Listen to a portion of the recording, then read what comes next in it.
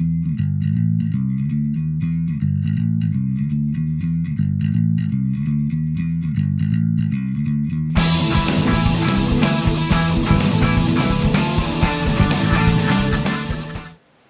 and welcome to another very quick beginner's video. In this video I'm going to talk about plastic glue and why you should use it instead of super glue and what you should do to get the best out of whichever you use. Now I only have two brands.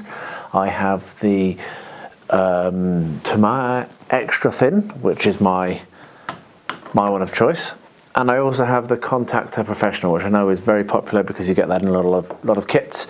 This is hopefully going to be very useful. I'll put the camera down, it'll be a very quick video. Hopefully you'll get some tips out of this and it will help you in your hobbying. What we have here are some Rohan House barrels. It's a plastic kit from Games Workshop that I'm working through for another video, and so this is actually quite useful for me. But I'm going to demonstrate to you the two types of plastic cement that I use. The first one is the Tamiya extra thin, and this is actually my preferred option. This is what I use most now that I've got it. And what you can see here is that I've actually got that in a little kind of MDF support that's come from ebmahobby.co.uk, EBMA Hobby.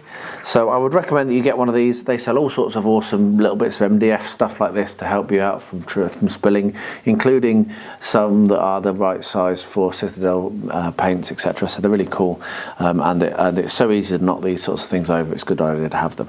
So what you have is a little glass bottle. Let me get that back in shot. A little glass bottle, and it's got a screw lid, and on that screw lid attached to it is a little very fine paintbrush, and that is how we go about applying the glue. So what you do is, and I'm right-handed, so this is going to be quite tough for me to film, but I'll do my absolute best, is you get the glue on the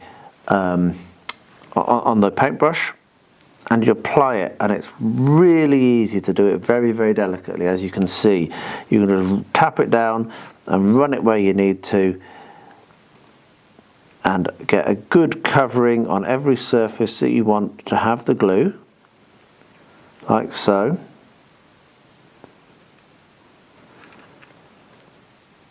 Just like that. There we are. Perfect.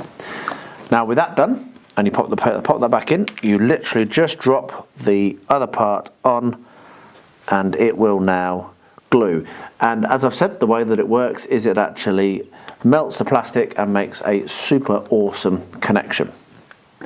Next up, we will look at the Rebel Contactor Professional. Now a lot of people use this because it comes in starter kits and beginners modelling, and it just seems to be quite a common glue to use. However, it has its issues. One of the benefits of the extra thin, is that it has that screw top lid, so it's not going to go off and you don't really have a trouble. You just pick it up and use it. However, with this stuff, you don't really have that benefit. You don't really have that bonus. So how do I get around that? And this is where I give you the reasoning for this video. I was actually chattering away to my good friend Alchemy, who's picked up a plastic kit, never done it before, and has some of this Rebel Contactor, and I was explaining to him this tip which I'm about to show you, and I thought, you know what, that's a really good video. So here we are. So what do I have? I have a lighter like this. This is actually not very good, but it does work every now and then. It probably won't work now on camera. There it is, a little bit of light. I have a bent-ended pliers. You can probably use straight. I have a little pot of water, and here I've got some paper. So I have two of these metal nozzles, and I've got one here which is bent, which I use for application, and I have it bent because it's a bit easier for you to get into tight spots. And I get the light, I get the lighter, which is now not going to light, and I literally burn off the plastic which is inside that tube. You can see that is burning off plastic glue even, not plastic. Do this very, very carefully and in a well ventilated area, and don't point it at yourself because sometimes it can shoot out at high speed and it's hot and it can get you. So be very, very careful where you're pointing it. There we are, you see that's burning it off.